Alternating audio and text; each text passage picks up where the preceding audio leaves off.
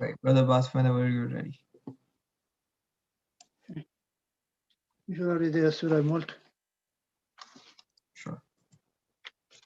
الله وملائكته يصلون على النبي يا أيها الذين آمنوا صلوا عليه وسلموا تسليما Allahumma salli ala محمد وآل محمد أعوذ بالله من الشيطان الرجيم بسم الله الرحمن الرحيم تبارك الذي بيده الملك وهو على كل شيء قدير الذي خلق الموت والحياة ليبلوكم أيكم أحسن أملا وهو العزيز الغفور الذي خلق 7 سماوات طباقا ما ترى في الخلق الرحمن من تفاوت فارجع البصر هل ترى من فتور ثم ارجع البصر كرتين ينقلب إليك البصر خاسئا وهو حسير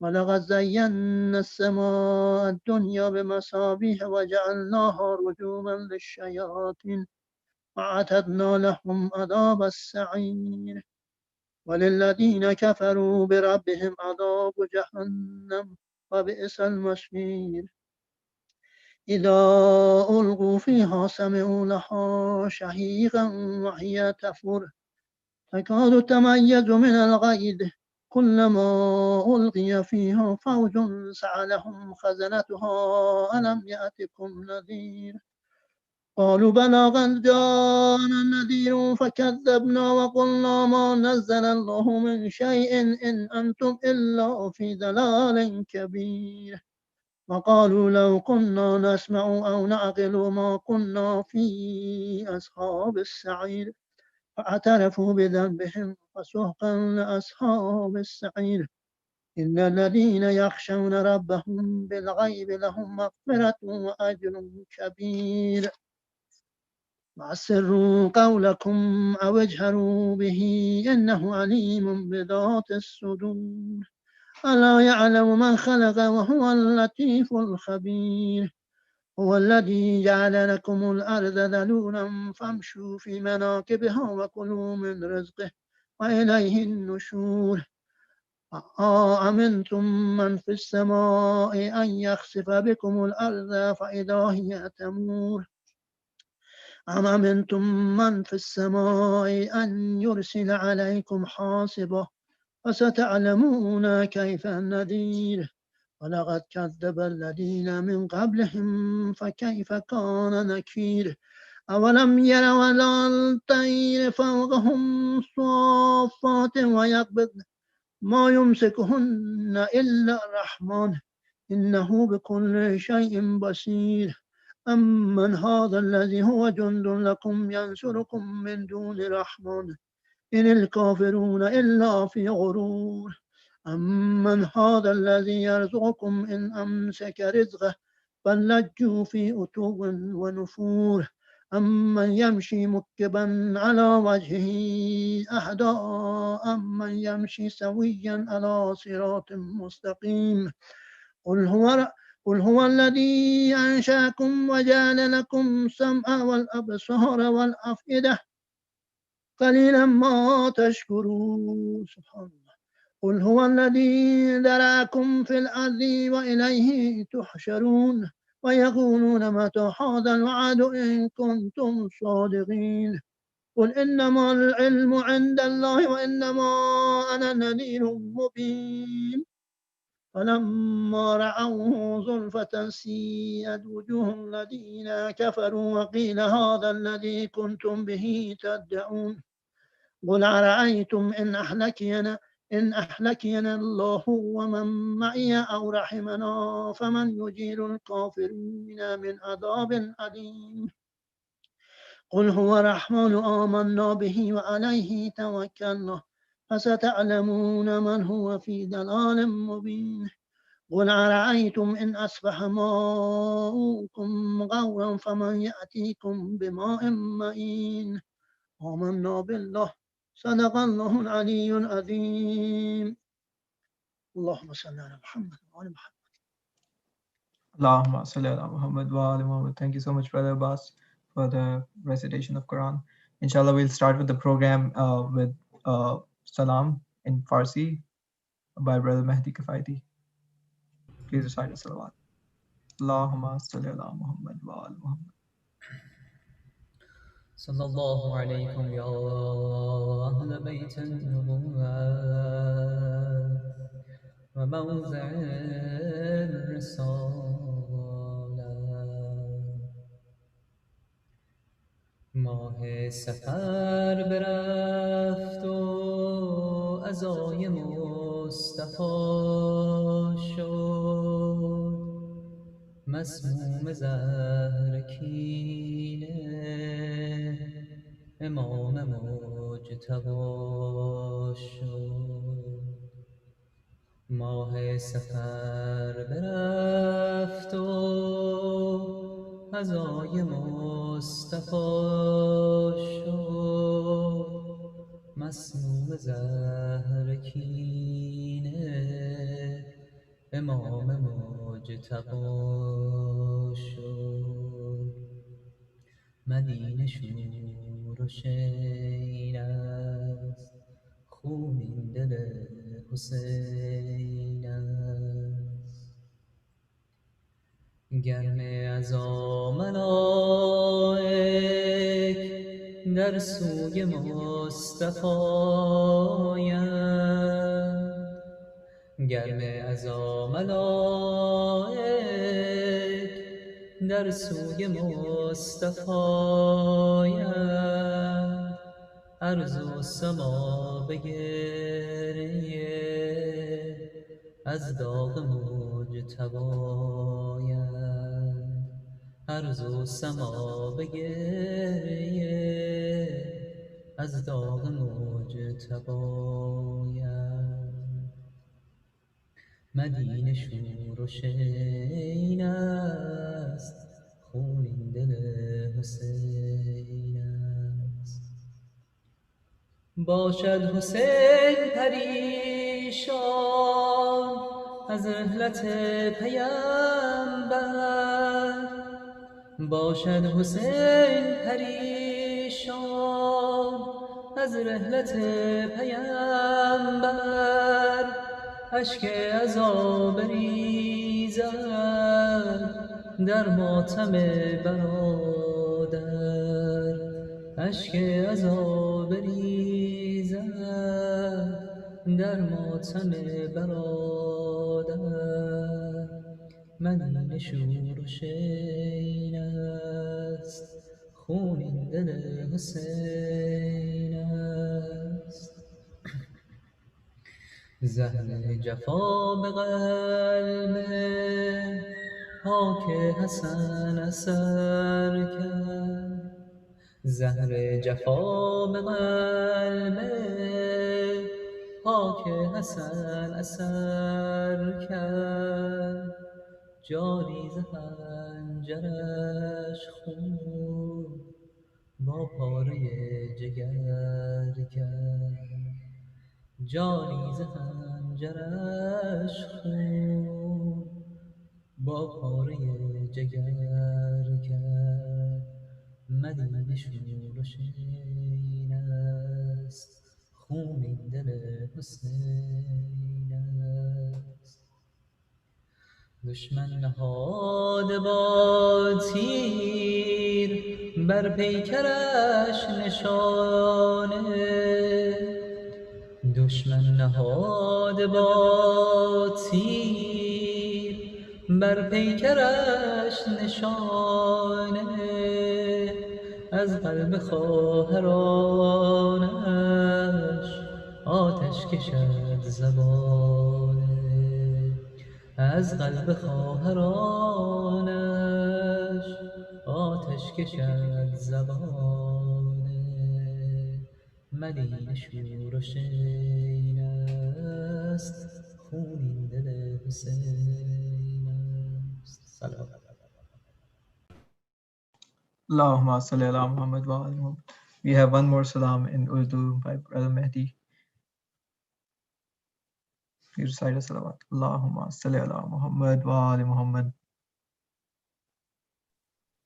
बर मोहम्मद वाले Mohammad सलवात। Allahumma salli ala Muhammad wa ala Muhammad. फातिहा।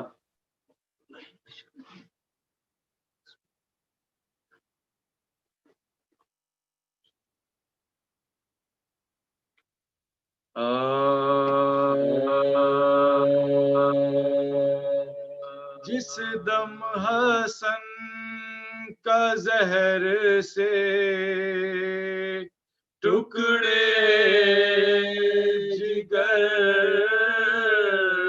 हुआ, जिस दम हसन का जहर से टुकड़े जिगर हुआ, सिपारा दिल का आहों से ज़ेरो ज़बर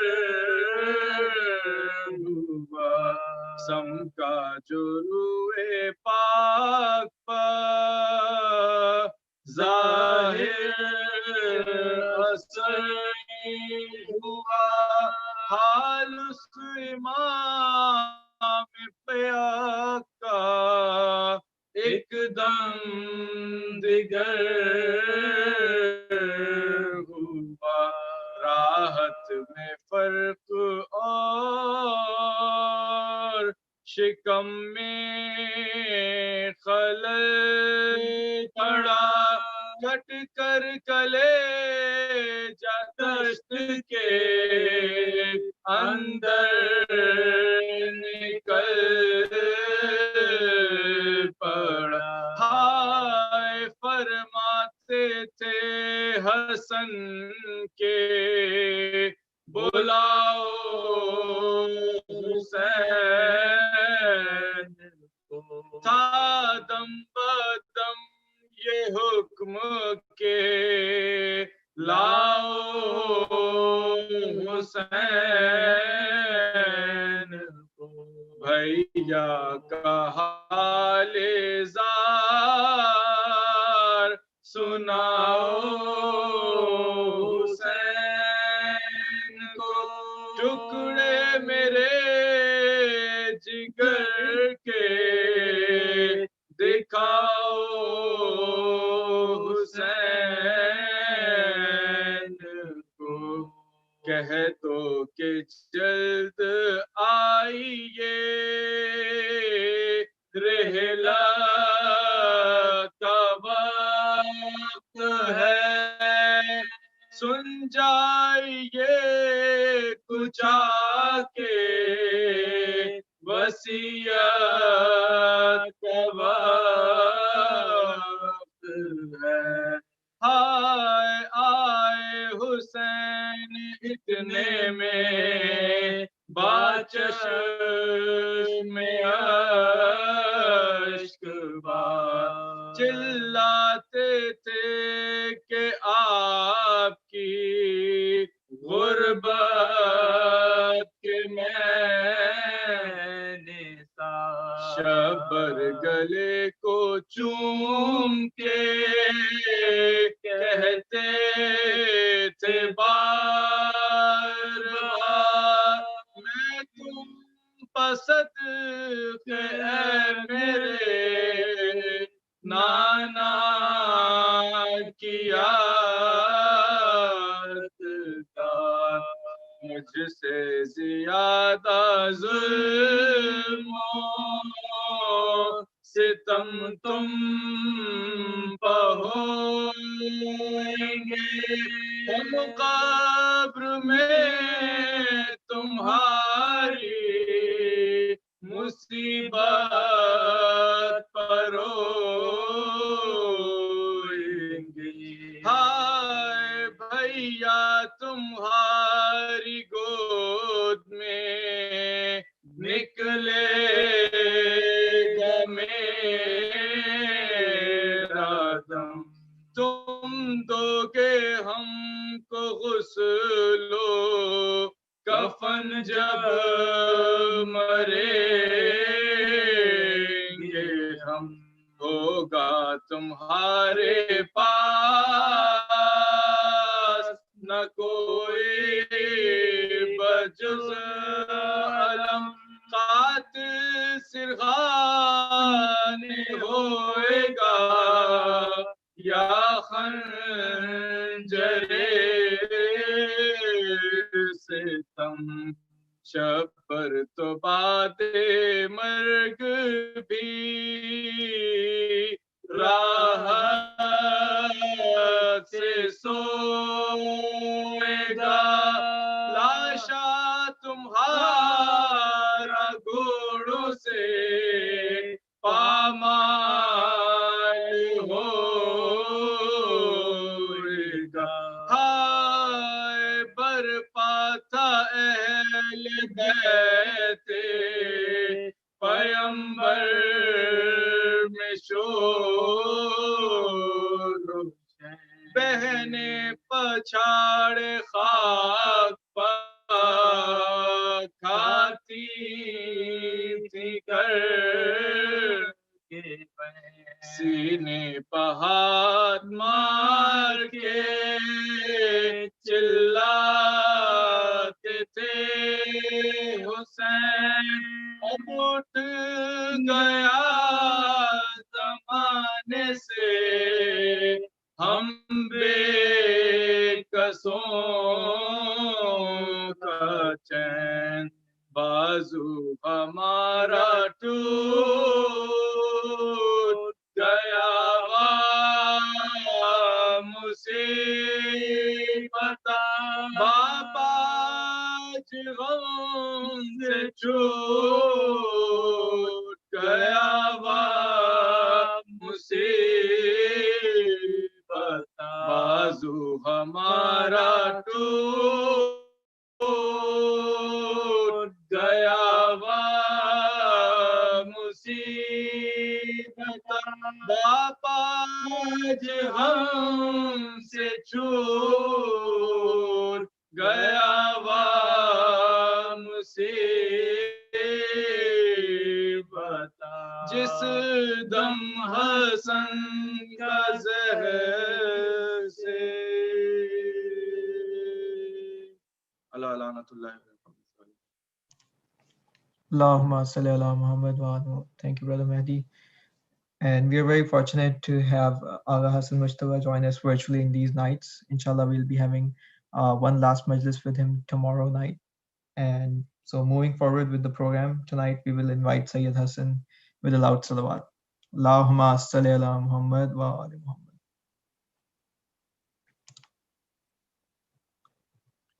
أعوذ بالله من الشيطان الرجيم بسم الله الرحمن الرحيم الحمد لله رب العالمين وبه نستعين والصلاة والسلام على أشرف الأنبياء والمرسلين حبيب قلوبنا وطبيب نفوسنا رحمة للعالمين بالقاسم محمد والصلاة والسلام على أهل بيته الطيبين الطاهرين المعصومين المظلومين ولعنة الله على أعدائهم أجمعين اللهم كن لوليك الحجة بن الحسن صلواتك عليه وعلى آبائه في هذه الساعة وفي كل ساعة وليا وحافظا وقائدا وناصرا ودليلا وعينا حتى تسكنه أرضك طوعا وتمتعه فيها طويلا برحمتك يا أرحم الراحمين أما بعد السلام عليكم ورحمة الله وبركاته. All praise and glory belongs to Allah, the creator of this universe, the one who has given us an opportunity to fall in love with Allah subhanahu wa ta'ala, to be able to observe the actions of Allah subhanahu wa ta'ala, to be able to be reminded in our own selves, in our thoughts, in our emotions, in our essence, or in our whole being, the signs that Allah subhanahu wa ta'ala has put inside. The blessings that Allah subhanahu wa ta'ala has bestowed upon us, the biggest blessing is that we have the example of the Holy Prophet as Muhammad sallallahu alayhi wa sallam. That we've been blessed that we have love in our hearts for the Holy Prophet, that the teachings of the Holy Prophet have come through immense amount of sacrifice and blood and struggle, and has survived for the last 1400 years. And this blessing is such, just like every other blessing, that on the day of judgment, Allah subhanahu wa ta'ala is going to ask us that I gave you an opportunity to be born in a Muslim family. And this family had the mazhab, or they had the love of Ahlul Bayt alayhim salam. I gave you the opportunity to learn Quran at a very young age, how to recite Quran. And then gave you the opportunity to have teachers who are going to teach you about ideology, theology, jurisprudence, akhlaq, spirituality. And then brought you to the point where you could become aware enough to make the decisions that would determine your future in this world and the hereafter. And then gave you the opportunity to attend the majlises of the Masumin alayhim salam and to celebrate the blessings of their birth. And you spent thousands of hours. You attended thousands of majlises in your life.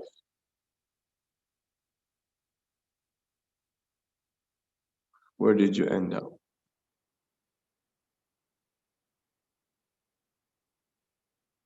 If I look at my life, 47 years old, 2 months, 8 days, each year, if I was only spend 1 hour, one majlis, you're looking at 68 majlises, 68 hours. And then on top of that, if we were to take a look at in a year, we have about 288 programs as Shias. And even if that program, let's say you spent an hour, that's 288 hours. Plus the 60, you're looking at close to 400. And if you were to round it off to, with the rest of the majlises that you might have listened to, or if you were to just round it off to 500 hours in a year, and then multiply that by 35 years, you're getting a number in thousands of hours. When a person goes to university, if they were to take, a 4-year course, the ones who have taken the bachelor's degree or 7 or 8 years worth of studies, or even have become a doctor, close to 500 hours, more or less, the person is given a scalpel. Then now you are, you're competent enough to now cut people and put them back together. My question to myself, really, and I don't know if anyone is listening, calculate how many hours you have spent in a majlis, and then look at the return on investment.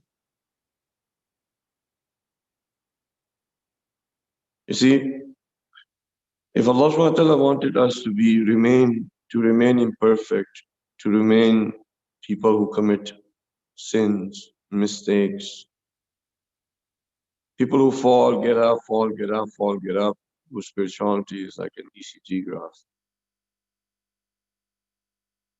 who have no control over their mind, over their heart, over their tongue. They just go through life, just everybody else in this world would, running after the same things, after the same phones, after the same technology, after the same house, after the same cars. being addicted to the same things as the rest of the world of convenience and comfort, always plugged in, worrying about their corporate ladder, how much savings they've got, how many houses they have. If that was what's intended, then all of the struggle and blood that went into safeguarding and getting the teachings of the Prophet to us, it doesn't compare well. If Allah subhanahu wa ta'ala just wanted this for us, why give us the example of a perfect human being if He's not expecting us to become a perfect human being? Like in Urdu, हम तो गलती के पुतला है इंसान. Roughly translated that we are going to make mistakes. We are basically made to make mistakes. I'm not masoom, so I'm going to be making, I'm going to be committing sins. It's understood. Allah subhanahu wa ta'ala is saying, لَقَدْ كَانَ لَكُمْ فِي رَسُولِ اللَّهِ أُسْوَةٌ حَسَنَةٌ, that in the Holy Prophet. Basically, that is the mold in which you have to fit. What is that mold? What is that, sort of scale? No, that is of a perfect human being. If we wanted to remain, the way that we are as a community, and please don't take these things, please take these things to your heart. If you feel offended, it's good. That will show that you have something alive inside. When we look at the state of our communities, with the amount of arrogance, the amount of prejudice, the amount of tale-telling, the amount of backbiting, the amount of, based on position of a president, vice president, the cowardness that we have, not having any sort of empathy for our brothers and sisters.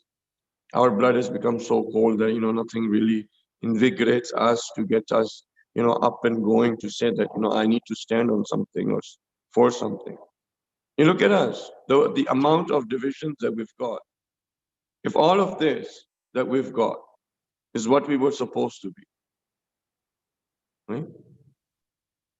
And this is the way that we are, where our children are now coming to the centers. They're 36 or 38% of them are atheists. They're not listening to their parents. The parents don't understand them. They don't understand their children. The children are complaining about such and such, that they don't have, the opportunities that they can actually practice Islam.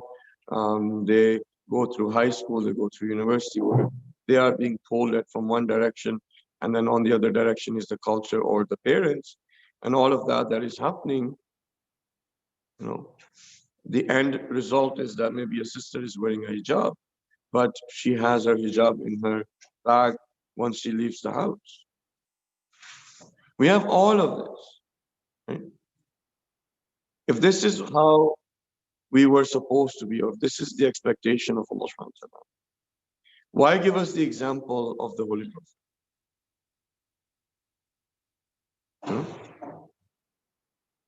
Why not just give an example of Mazallah, one of the enemies of Allah subhanahu wa ta'ala?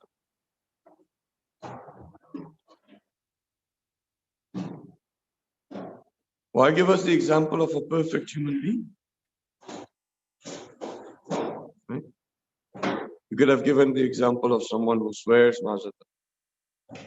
who does backbiting, who does tale-telling, who's involved with every sort of desire to go and follow whatever that comes in front of them. Why not give us that example? That would have sufficed the way that we are. He could have told us to just become like that.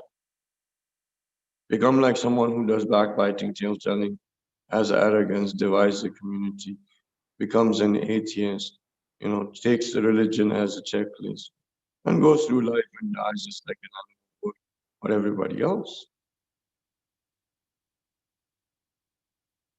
Why give us the example of the Holy Prophet, the perfect human being?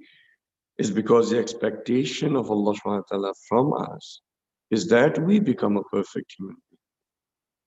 That we don't remain in the state of continuously making mistakes. That we don't stay in the state of continuously committing sins. That our character doesn't, stay in the condition that it is right now. That the character, the qualities that we, acquire of Allah subhanahu wa ta'ala in our character. That our interaction with the creations of Allah subhanahu wa ta'ala would be of a representative of Allah subhanahu wa ta'ala. These are the expectations that Allah subhanahu wa ta'ala has. If you want more, why did He give you His soul? He could have given any. He could have said, I blew the soul of, a bear. I blew the soul of a mountain, of a tree. He didn't even say, I blew this soul, which is the soul of a human being. He said, I blew into you my soul.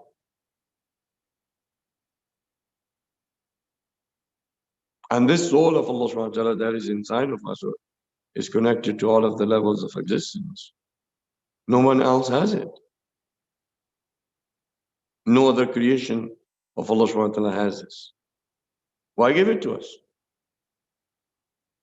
If you look back at your biography and you look back at John Smith's biography, the only difference that you see between the biography of John Smith and yours is the 17 rakat prayers and Hajj and once a year fasting and giving khums. But the rest of the things in the biography is the same.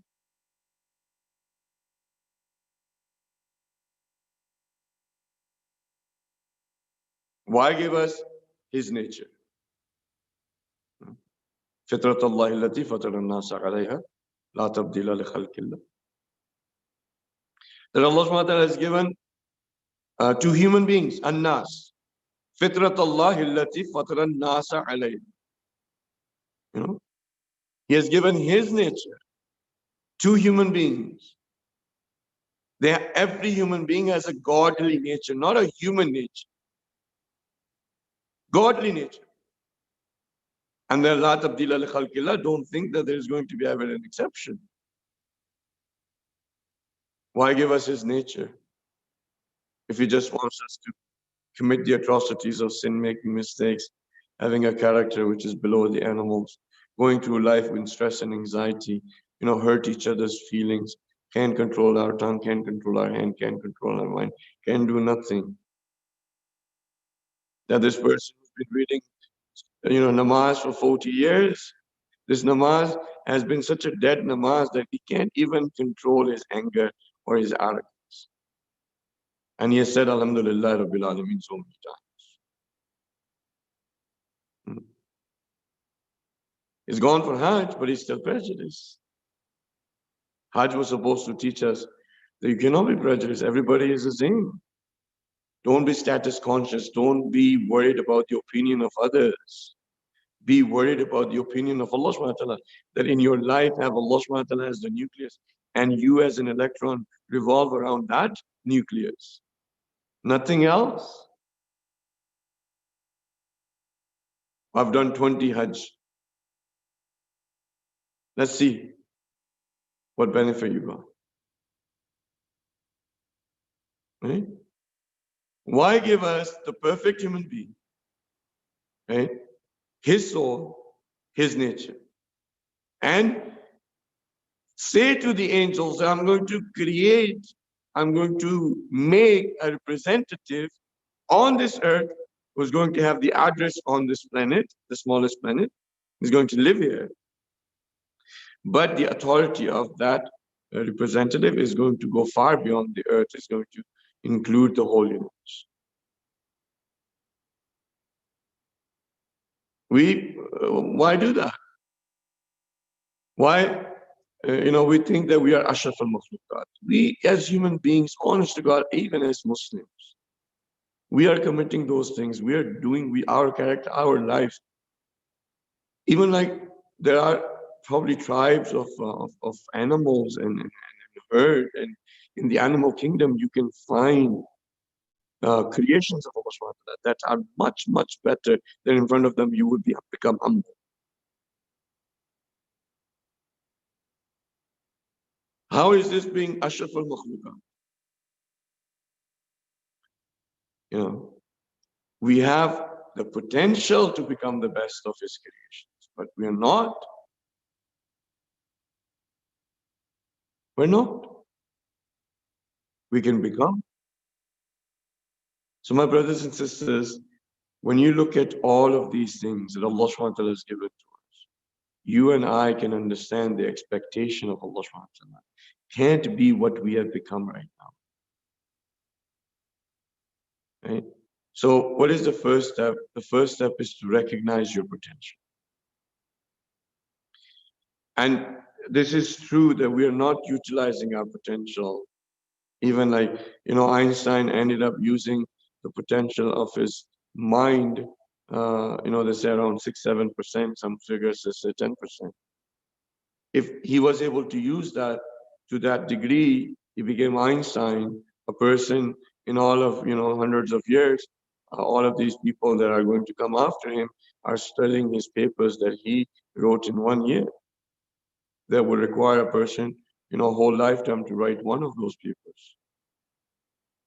And then, that's only 6 or 7% of the potential of the mind. Just imagine what you and I are using, not even 1 or 2%. Why did Allah Subhanahu wa Ta'ala give you that great potential in your mind?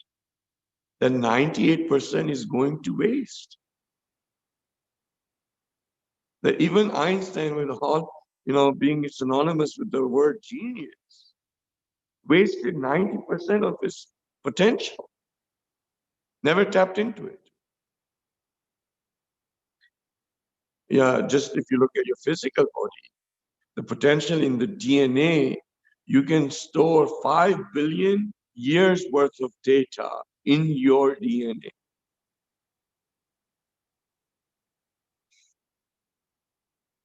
Our mind, whatever it processes in 1 second, the highest, most expensive computer was able to process that much data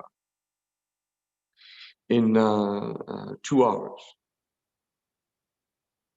And your laptop that you use would be able to process that much data in 24 hours. 1 second. So if you recognize your potential metaphysically, you have the soul of Allah subhanahu wa ta'ala, you have the godly nature. Potential-wise, you have the potential to become the best of creations, and after becoming the best of creations, you have the responsibility of being the representative of Allah subhanahu wa ta'ala. And because of all of that expectation, Allah subhanahu wa ta'ala gave us the example of the Holy Prophet, as a Muhammad sallallahu alayhi wa sallam, as a perfect human being, and then the photocopies of the Holy Prophet that we have in the shape of IABA-Austin.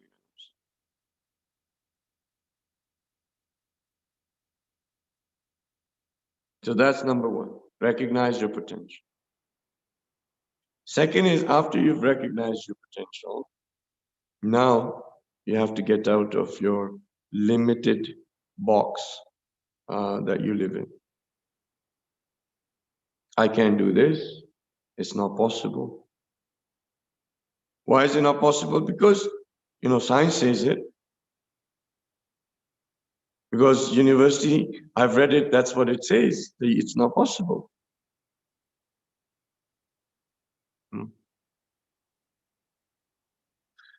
Imam Ali ﷺ says that the disease is from you, but you do not perceive. Like when you get sick, it's because of you. You made yourself ill, but you don't perceive it. The cure is within you, but you don't sense it. It's already there, but you have no sense over it. Right? You think of yourself as a small entity. Right? So the disease is from you, doctors are saying, no, it's not from you. It's from a foreign object. It's from a unicellular organism. It's because of foreign external factors. It's not because of you. Oh yes, your lifestyle. If you had changed it, if you had not smoked, if you have not done that, and all of that, that is the result of that your illness. So therefore, it is from you. Imam is saying that the illness, any illness, you made yourself sick, nothing else. And the cure is within you, but you don't sense it. So more than anything, this statement signifies that mind over matter, that this disease, you have projected it in your body and you can let it go, you can cure it from your mind. Science says it's not possible. Yes, there is placebo. Yes, there is nocebo. It's not possible. Imam says that then you think of yourself as a small entity. He says that within you unfolds the entire universe. The entire universe is unfolding within you. 240, 280 billion galaxies, trillions of planets and stars, unfolding within you. And he said at another point where he says that inside is Alam Akbar, outside is Alam Asghar. Why is he saying all of this? If it's not the truth, why is he saying that? Right? Then he says that indeed you are the evident book by whose alphabets things are manifested. So therefore, you need not to look outside. Whatever you need is within.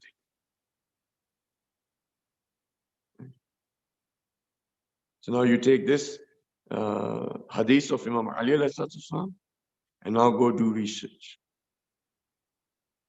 And then you will find out that actually this hadith is the truth. Right? So getting out of this limited thinking, it's a bunch of programs that have been done. It's that matrix that we're in. It's been sold to us and we've accepted it. And Imam Masumin and Sam are there to let us recognize, that let us see, let us know that, this that you think is real is actually just a projection of something which goes very far back towards, as you keep on going far back and back, you get closer and closer to what is real. What you see in front of you is just a shadow. It's just a projection. It's just electrical impulses, signals that are coming to your brain, and your mind is interpreting them. Right? They're like, no, science says it's not possible, so therefore it's not possible. All of the other stuff is pseudoscience, and all of these people that are there, they are crazy. They don't know anything. They are uncivilized, and we're the educated ones, and nobody else knows anything. And you just have to follow this sort of path if you if you want to understand. I'll just make one point and move forward because I'm running out of time. The whole of the universe, right? And you can go and Google and ask whoever that you want. That the whole of the universe, they say that the whole of the universe is made up of 5% is matter. Okay, so in your universities, your physics, your chemistry, your biology, all of that is the understanding of this 5% of the universe. Okay, 95% or 96%, the figure different, is dark matter or dark energy, which you don't study in university because we don't know what they are. This 5% that we study in university with the Newton's law and the thermal law and the engineering and building all of this humongous sort of technologically advanced civilizations or buildings and so forth, the understanding of only 5% is based. And this 5%, if you were to take the empty space out, which is the quantum vacuum, the empty space is between the nucleus and the electron. All of that space, they say it's empty. If you take the empty space out, the whole of the universe will amount to 25 grams. If you were to take the empty space out from the matter, your body, that's a 200 pounds, strong muscular person, if you take this empty space out, your actual weight will not even be as much as the pin, the tip of the pin of a needle. We couldn't even see you in a microscope. So guess how much understanding we're going to have as human beings about the universe? That 5%? Because they say everything is matter, there's nothing metaphysical. There's 5%. And now you even reduce that 5% once you take the empty space out. So literally, what do we understand about the universe? Absolutely nothing. And guess what sort of these atheists, agnostics, these scientists want to do with that understanding? They want to prove that God exists in a lab.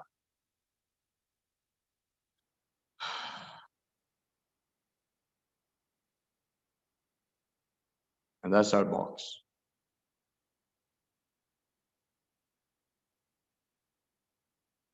First potential, get out of your box. Get out of these thoughts of limitations. Right? Get out of your comfort zone. Stop being addicted to convenience and comfort. Stop being an addict and always being plugged in. These are all things that are limiting you. They're destroying you as a human being. They're always going to get you down. Okay? So recognize your potential, get rid of your box, get out of the limited thinking.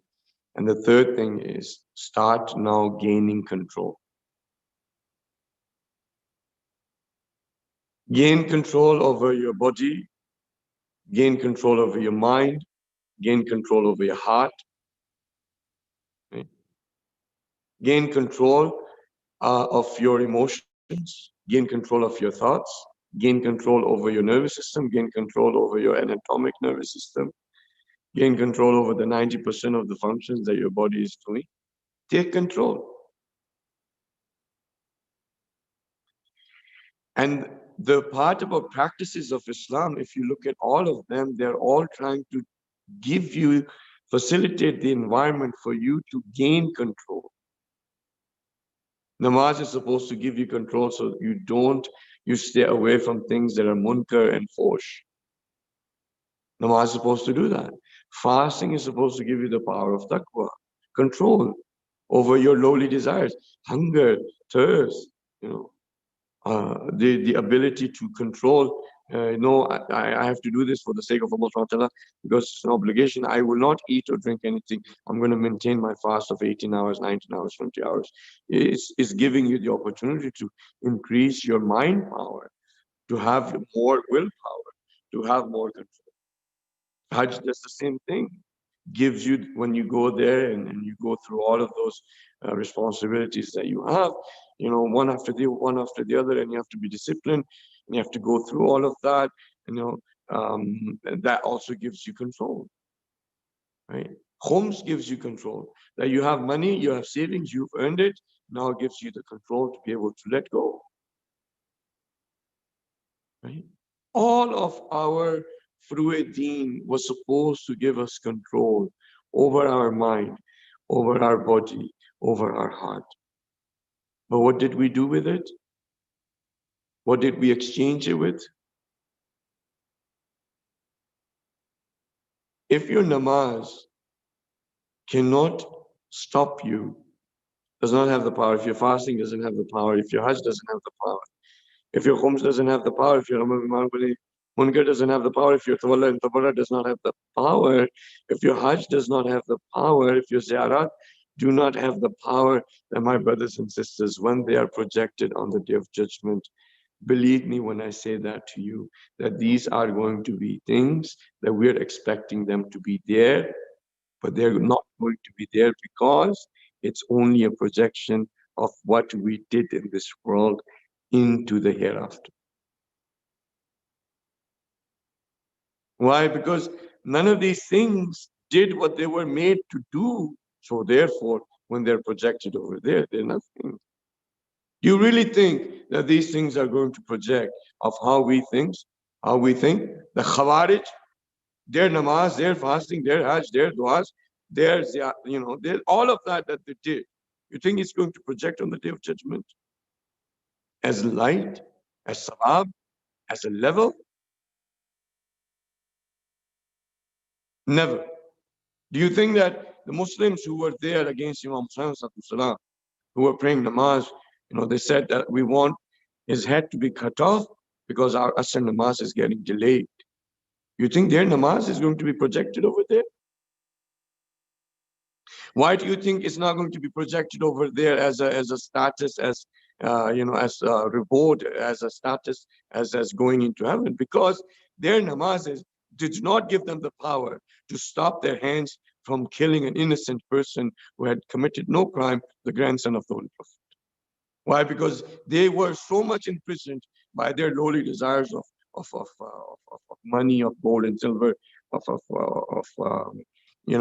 government, a promise of a status,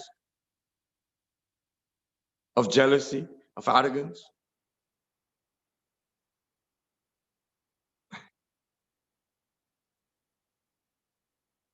Potential recognition out of your limiting thought patterns, box, right? Gaining control. Do that. And slowly, slowly, you will see that slowly, you'll see how powerful you are. And you will recognize and be convinced that you can go towards perfection. You can become a perfect human being. Imam, when he comes and the revenge of the blood of Imam Hussain is taken, when human beings become perfect human beings, the byproduct of that would be a world filled with justice, peace, and social equality. That's a byproduct. So inshallah, if Allah subhanahu wa ta'ala wills, tomorrow as well we will talk about this. And the philosophy of the Masa'ib of Ahlul Bayt al-Islam, and specifically of Imam Hassan and of the Holy Prophet, the philosophy of those Masa'ib is that now when we learn about the hardships that they went through or the difficulties that they went through, that it wakes us up, it makes us question our own selves, it makes us look inside. It makes us realize that, did we do justice to the sacrifice that they gave?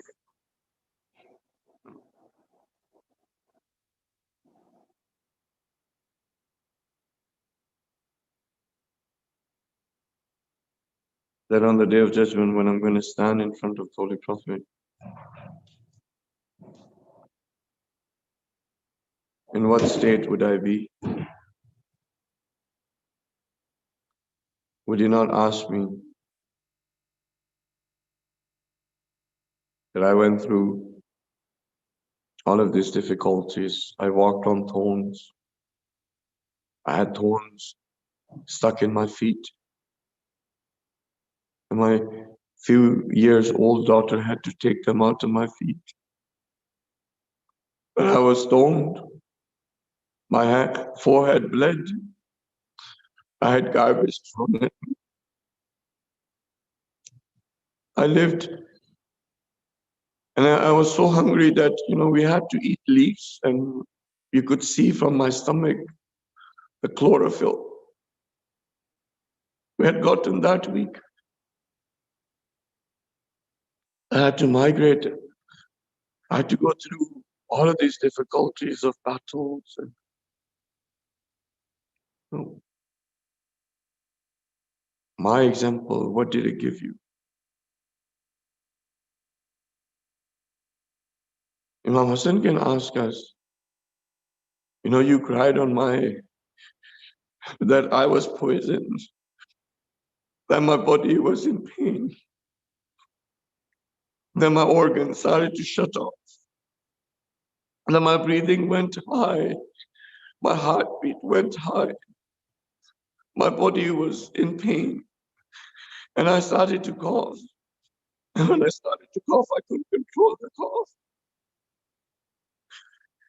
And then I ended up bringing out my liver.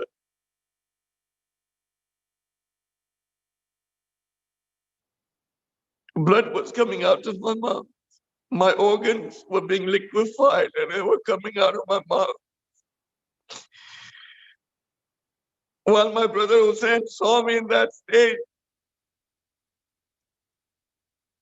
while my sister Zainab saw me in that state,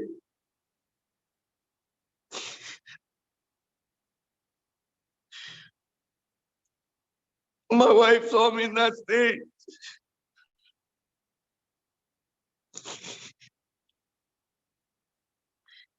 And as they took my casket towards the graveyard, you know what? There are 2 arrows. And these arrows pierced through the casket and they were stuck in my body.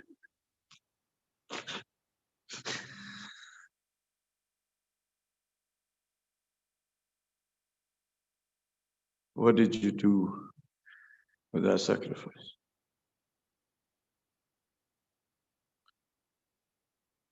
Nothing else.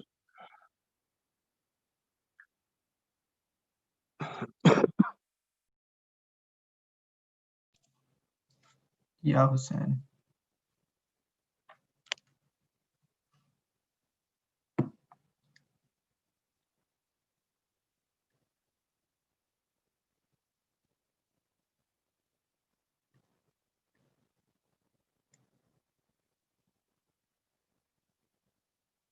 Ya Hussein.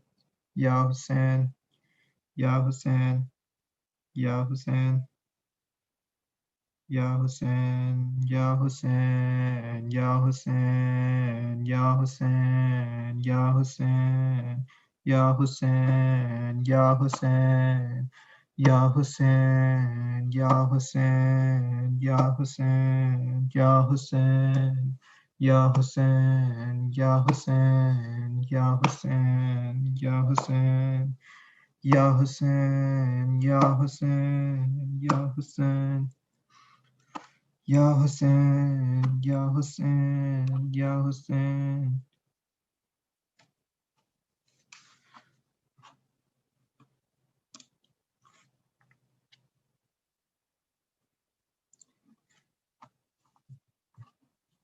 Brother Mehdi, whenever you're ready.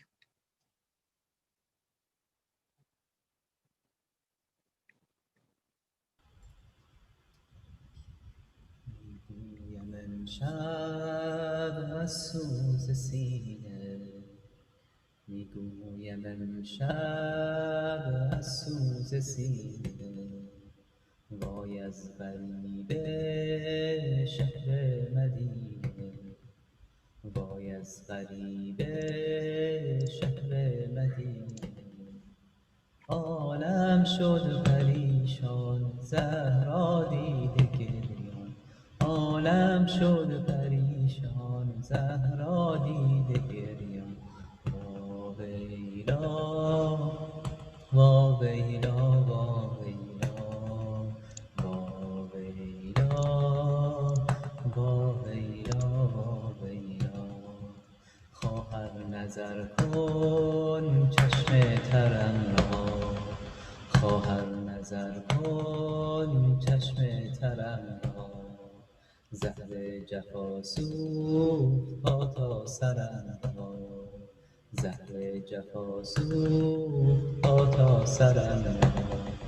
بنگر پیچ و تابم این قلب کبابم، بنگر پیچ و تابم این قلب کبابم. واویلا واویلا واویلا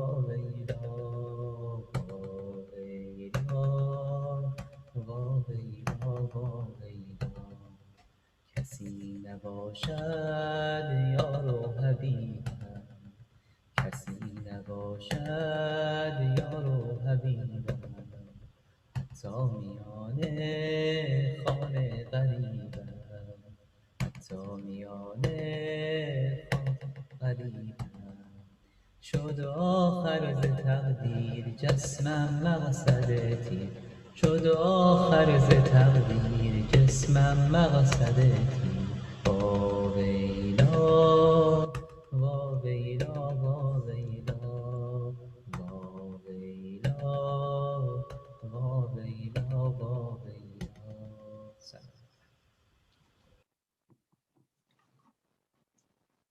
Brother Zahid, whenever you're ready.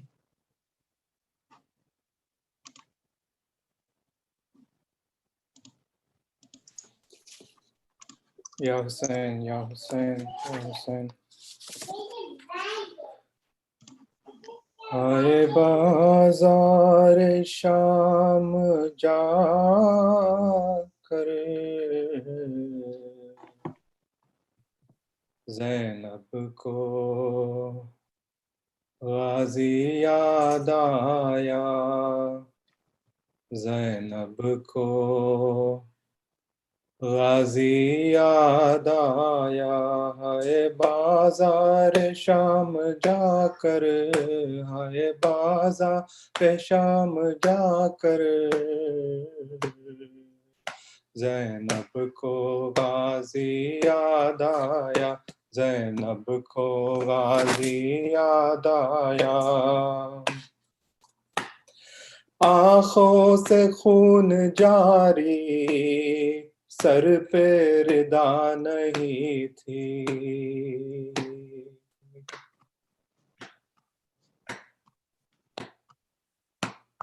जख्मी हरम के दिल थे, कोई दवा नहीं थी।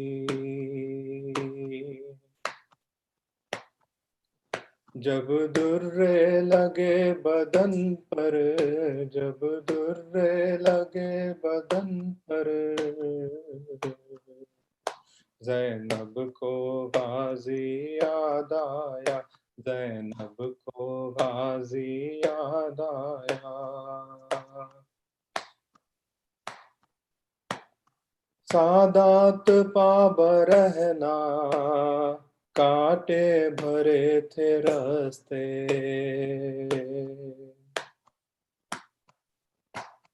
रोते थे जब ये कैदी, हाय दर दिलों पे हंसते।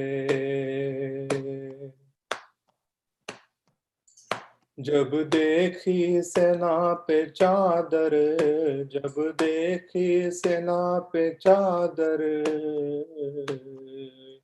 ज़ैनब को गाज़ी याद आया, ज़ैनब को गाज़ी याद आया। हमशीर रोई उस पर, तकदीर रोई उस पर।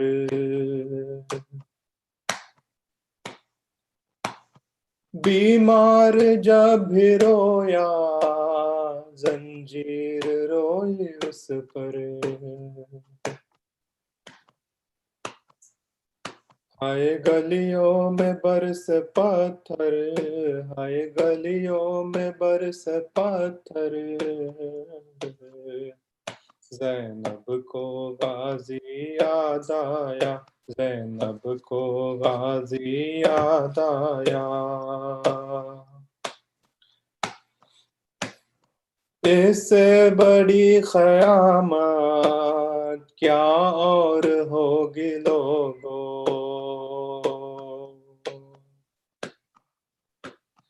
आबिद ने अपने सर को क्यों ना उठाया सोचो। वो कहता था बस ये रो कर, वो कहता था बस ये रो कर ज़ैनब को गाज़ी याद आया, ज़ैनब को गाज़ी याद आया। 18 भाइयों की हम शीर और खुले सर। ऐ लोग तरस खाओ, ज़ैनब को दे दो चादर। फ़िज़ा जो बोली रो कर, फ़िज़ा जो बोली रो कर, ज़ैनब को गाज़ी याद आया, ज़ैनब को गाज़ी याद आया। गुज़री जो बीबियों पर क्या शाद माँ सुनाए। मज़हर मेरा कलेजा सदमों से फट न जाए। बस रोको कलम ये कह कर, बस रोको कलम ये कह कर,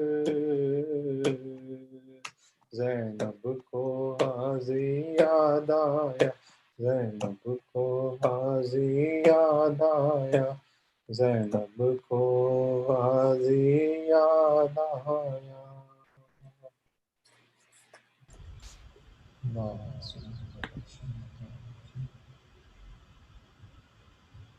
زيارة. السلام عليك يا رسول الله ورحمة الله وبركاته. السلام عليك يا محمد بن عبد الله. السلام عليك يا خيرة الله. السلام عليك يا حبيب الله.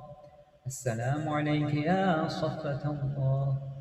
السلام عليك يا أمين الله. أشهد أنك رسول الله، وأشهد أنك محمد بن عبد الله، وأشهد أنك قد نصحت لأمتك وجاهدت في سبيل ربك وعبدته حتى أتاك اليقين، فجزاك الله يا رسول الله أفضل ما جزى نبيا عن أمته. اللهم صل على محمد وآل محمد أفضل ما صليت على إبراهيم وآل إبراهيم إنك حميد مجيد. السلام عليك يا أمير المؤمنين يا علي بن أبي طالب. السلام عليك يا حسن بن علي المجتبى المسموم الشهيد. السلام عليك يا أبا عبد الله وعلى الأرواح التي حلت بفنائك. عليك مني سلام الله أبدا ما بقيت وبقي الليل والنهار، ولا جعله الله آخر العهد مني لزيارتكم. السلام على الحسين وعلى علي بن الحسين وعلى أولاد الحسين وعلى أصحاب الحسين وعلى اللبن الفضل العباس وعلى اللقيلة زينب. السلام عليك يا علي بن الحسين يا زين العابدين. السلام عليك يا محمد بن علي الباقر. السلام عليك يا جعفر بن محمد الصادق. السلام عليك يا موسى بن جعفر الكاظم. السلام عليك يا علي بن موسى رضا المرتضى. السلام عليك يا محمد بن علي التغي الجواد. السلام عليك يا علي بن محمد الهادي النقي. السلام عليك يا حسن بن علي العسكري. السلام عليك يا صاحب العصر والزمان. السلام عليك يا شريك القرآن. السلام عليك يا إمامي وإمام الإنس والجان. الأمان الأمان الأمان من فتن الزمان. عجل الله تعالى فرجك وسهل مخرجك بطولك، واجعله الله من أعوانك وأنصارك جميعا، ورحمة الله وبركاته. الفاتحة.